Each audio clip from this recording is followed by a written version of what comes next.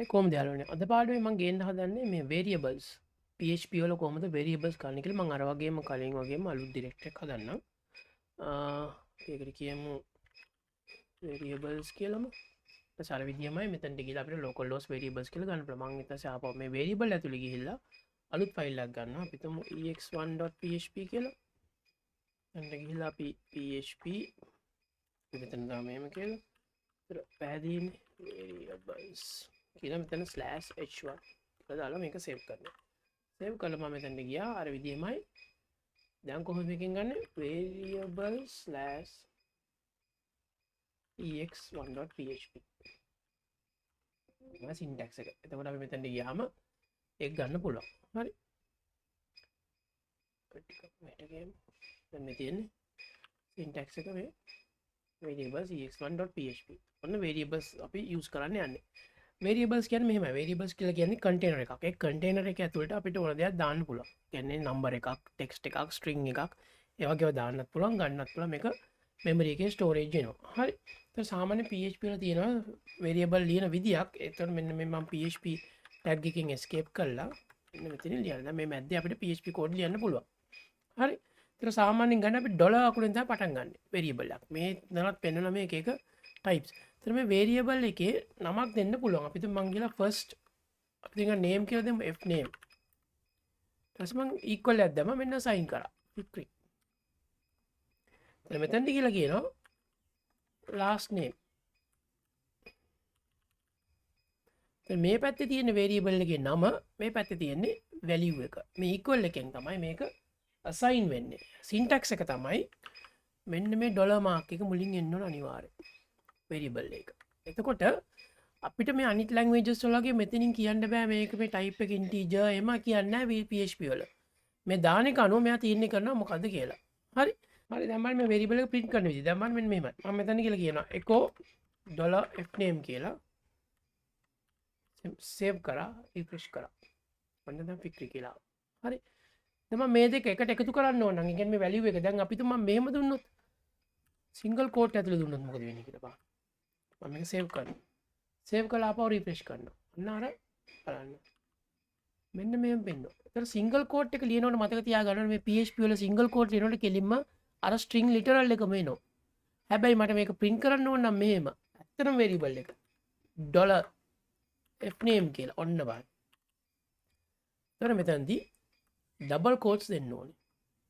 හරි. දැන් මම ආපහු රිෆ්‍රෙෂ් කරොත් සේව් කරලා වික්‍රි කියලා. දැන් මම මෙතන කියලා තියෙනවා my full name is කියලා $lname කියලා මේක සේව් කරනවා. සේව් කරලා දැන් මේක run කරොත් අන්න please smile කියලා එනවා. එතකොට මේ double quotes වලින් අපිට පුළුවන් මේ variable එක මේ අනිත් languages නම් අපි මේක වෙනම string literal එකක් විදිහට මෙතන escape මේ වෙනම syntax එකක් තියෙනවා. PHP වල එහෙම නැහැ. කෙලිම double quotes දාලා මෙහෙම ලිව්වාම මේ ටික මෙහෙමම ගන්න පුළුවන්. ඒ වගේම මතක තියාගන්න ඕන එකක් තමයි මේ variables case sensitive. මම මෙතනට ගිහිල්ලා මෙහෙම ලිව්වොත් $lname කියලා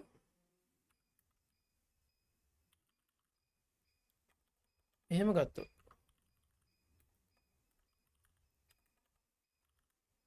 කියලා මෙහෙම ගත්තොත් ඒකත් වෙන variable එකක් විදිහට තමයි එන්නේ. දැන් සේව් කරනවා. දැන් බලන්න මේ මේක වෙන variable. ඒතර මේක case sensitive. case sensitive කියලා කියන්නේ මේක බලපාන මේ නම් දෙකක් variable දෙකක් විදිහට තමයි ගන්න. ඒ වගේම තමයි තව එකක් තියෙනවා. variables පටන් ගන්නකොට අපිට underscore එකෙන් මෙහෙම පටන් ගන්න පුළුවන්. number එකෙන් පටන් ගන්න බෑ මෙහෙම. එතකොට එන එකක් දෙනවා. variable name එක. ඒ වගේ අර සාමාන්‍යයෙන් variable වල තියෙන මේවා ටික තියෙනවා. ඒ කියන්නේ අපිට ඉලක්කම් අකුරු පුළුවන්. හැබැයි මෙහෙමත් පුළුවන්. අපි තුමු variable 1 මෙහෙම පුළුවන්. numbers දාන්න. හැබැයි number එකෙන් පටන් ගන්න බෑ.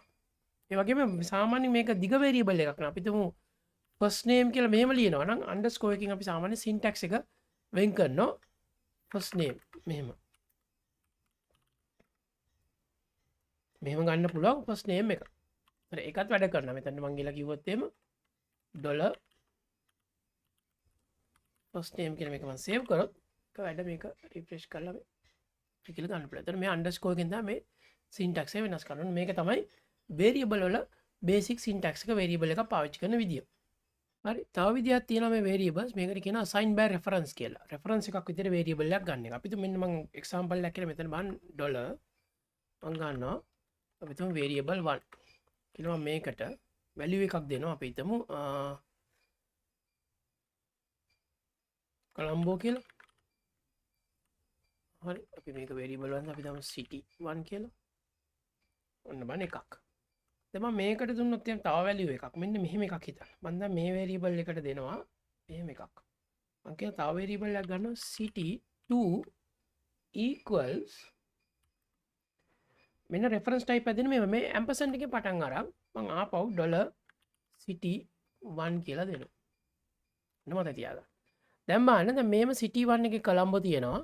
ඊට පස්සේ city 2 එක තියෙනවා. city 2 එකේ වෙලා තියෙන්නේ city 1 එකේ reference එක. reference කියලා කියන්නේ මේක ඒක සාමාන්‍යයෙන් පැහැදිලිව කියනනම් මෙයාගේ alias එකක් විදිහට මෙයාව ගන්න පුළුවන්. ඒකට හේතුව තමයි ඒ කියන්නේ මේ දෙන්නම reference කරන්නේ එකම තැනට.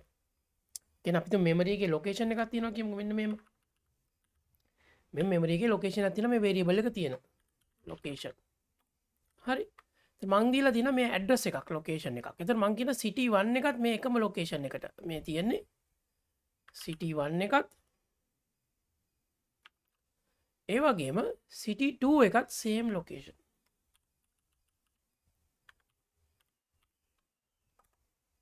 variable දෙකම. එතකොට මම මෙතන වෙනස් කරොත් මොකද වෙන්නේ? මේ දෙකටම මේක බලපානවා. ඒකෙන් තමයි reference type එකක් කියලා කියන්නේ.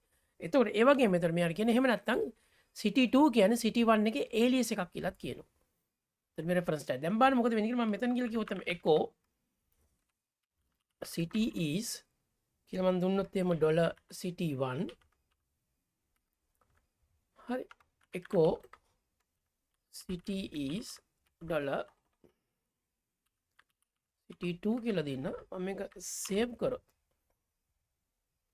මේක refresh කරොත් මේ city 1 is Colombo city is Colombo කියලා දෙකම Colombo කියලා එන්නේ මම මෙතන br කියලා එකක් දාන්නම් save කරොත් මම මේක refresh කරා මේ city 1 is Colombo city 2 දැන් වෙනස එන්නේ මෙහෙමයි දැන් මම මේ city 2 කියන එක තියෙනවනේ දැන් බලන්න city 2 එක මම convert වෙනස් කරනවා candy කියලා ඊළඟ මේකම copy කරා මෙතනට paste කරා දැන් save කරන්න දැන් බලන්න මොකද වෙන්නේ මම දැන් city 2 එක වෙනස් කළා candy වලට දැන් මම refresh කරොත් අන්න city is candy කියලා ආපහු වෙනවා. අයි මොකද උනේ මම එකයි වෙනස් කරේ. මෙන්න මේ reference type එකක් එනවා මේකට. මෙන්න මේ variable එක දැන් විතරයි වෙනස් කරේ. මොකද දෙන්නම එකම තැනට reference කරලා තියෙන එකම address එකට. එක variable. මෙන්න මේකට තමයි කියන්නේ අපි සාමාන්‍යයෙන් reference type එකක්. variable ගැන කතා කරද්දී තව එකක් තියෙනවා තමයි මෙන්න මේ command එකේ මේ function එක built in function එකේ var dump කියන built in function එක. මෙන්න මේකේ බලන්න මං ගිහිල්ලා මම මෙතන කියලා කියන නැති variable එකක් දෙනවා. අපි හිතමු unset ඒ කියන්නේ මේ variable එක තමයි unset ඕනේ. අපි හිතමු first name කියලා දෙමු. first name කියලා දෙනවා. මේ var dump කියලා කියන්නේ මේ variable එකේ තියෙන මොනවා හරි තියෙනවා නම් මෙයා print කරලා දෙනවා. මම මේක save කරලා මම මේක refresh කරොත් මේ null කියලා එන්නේ value එක. කියන්නේ මේ variable එක කොහෙවත් assign වෙලාවත් නැහැ මොකුත් වෙලා නැහැ. මම මෙහෙම දුන්නොත් ආපහු සරක් ඊළඟ පාර මම මේ first name කියන එක $first name equals කියන ආපහු var dump කියලා දෙනවා. දැන් වෙන දේ බලන්න. හරි. මුලදී මේක first name එකේ මොනවත් මම assign කරලා නැහැ. මම දැන් assign කරනවා දැන් var dump එක type කරනවා. දැන් refresh කරොත් බලන්න. දැන් මෙතන කියලා තියෙනවා null කියලා මුලින් එනවා මේක okay. ඊට පස්සේ තියෙනවා string 5 1 2 මේ length එකත් එක්ක එන්නේ. මම මෙතන කියලා කිව්වොත් එහෙම smile කියලා save කරොත් මේ 12යි කියලා එනවා. මේ string type එකක්. මම මෙහෙම දුන්නොත් එහෙම තව එකක් මම පෙන්නන්නම්. මේ ටික මයින් කරමු ආපහු. කියනවා var dump some integer. කියන්නේ පූර්ණ සංඛ්‍යාවක්. කියලා මම මේක save කරනවා. save කළා මේක dump නෙමෙයි dump. මේක මම save කරනවා. save කරලා run කරොත් අර විදියමයි යා කියයි null. ඊට පස්සේ මම ආපහු සරක් ගිහලා කිව්වොත් එහෙම echo මං කියලා කිව්වොත් එම br කියලා ඊළඟ පෙළ කියලා කියනවා මං කියනවා $sum integer 100 කියලා දීලා දැන් var dump කියලා මං කියනවා $sum integer දැන් මොකද වෙන්නේ කියලා බලන්න. දැන් සේව් කරමු. අන්න int 100 කියලා එනවා. දැන් ඔන්න මේකේ වැලියු එකත් එක්ක දැන් එනවා. මම මෙතන මෙහෙම දුන්නොත් 5000 වගේ මෙන්න මේ වගේ වැලියු එකක්. දැන් රිෆ්‍රෙෂ් කරලා බලමු. මේ වැලියු එකත් මෙන්න මේ ඉන්ටිජර් ටයිප් කියලා මෙහා පෙන්නනවා. හරි මේ var dump එකෙන් කරන්න අන්න ඒ වගේ වැඩක්. කියන්නේ වේරියබල් එකක් අපිට ඕනනම් assign කරලා නැද්ද කියලා අපි බලන්න. තව ෆන්ක්ෂන් එකක් තියෙනවා මෙන්න මෙහෙම එකක්. is set කියලා. මේකෙන් වෙන්නේ බලන්න මේකේ මේ determine if a variable is declared and is different than none. මේක ගොඩක් වැදගත්. ඒ කියන්නේ අපි මෙතන මේ variable එකක් තියනවාද නැද්ද? ඒ කියන්නේ variable එකේ null නෙමෙයිද? එහෙම නැත්නම් value එකක් තියනවද කියලා මේක check. මේක එළියට දෙන්නේ boolean value එකක්. ඒ කියන්නේ අපි ගොඩක් කරලා condition වල check කරනවා මේ variable එක set කරලාද. අපි දුන්නොත් මෙන්න මෙහෙම එකක් $sum int කියලා. මේක දැන් මෙතන set කරලා නැහැ නේ මම. set කරලා නැති ඉඳන් මේක false එකක් return කරනවා. මේකේ always return false.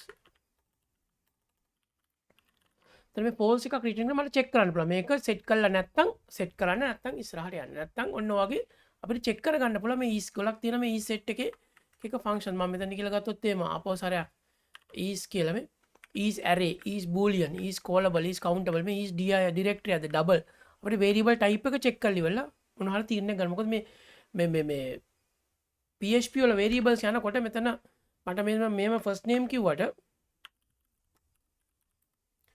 මෙතන 20 කියලා දාන්න පුළුවන් කිසි ප්‍රශ්නයක් නැතුව වැඩ ගන්නවා. ඒතර අපිට check එකක් දාලා කියනවා මේක ඇත්තටම integer එකක්ද දාලා තියෙන්නේ කියලා check අපිට check කරලා පුළුවන් මේකෙන් තීරණයක් ගන්න. ඔන්නෝම තමයි variables වැඩ කරන්නේ. හරි. අනිත් එක තමයි constants. variables කියලා කිව්වම අපිට ඕන තැනක වෙනස් කරන්න පුළුවන්. constants එහෙම වෙනස් කරන්න බෑ. අපි constants PHP වල define කරන විදිහක් තියෙනවා. ඒක මෙහෙමයි කරන්නේ. අපි ඒකට function එකක් use කරනවා. PHP අපි තමයි මෙහෙම tag එක පටන් ගත්තා.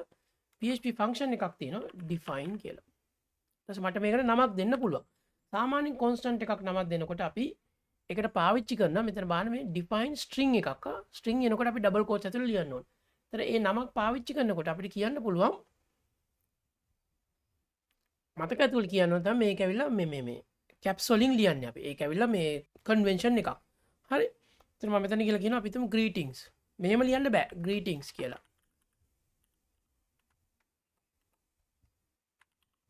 කියලා මේව ලියන්න බෑ ඒක වැරදි. ඒක නිසා අනිවාර්යයෙන් මේක double quotes ඇතුළේ ලියන්න ඕන. double quotes හරි single quotes හරි. අපි හිතමු single quotes වල ලියලා බලමු. single quotes වලින් ලියලා මෙතන කියලා කියනවා welcome to my PHP page කියලා මම save කරනවා. save කරලා මේක refresh කරාට මොකුත් වෙන්නේ නැහැ. මොකද මම තාම මේක call කරලා නැහැ. මම මේක call කරනවා නම් මට කියලා කියන්න පුළුවන් මෙන්න මෙහෙම. print double quotes මෙතන කියලා කියනවා h1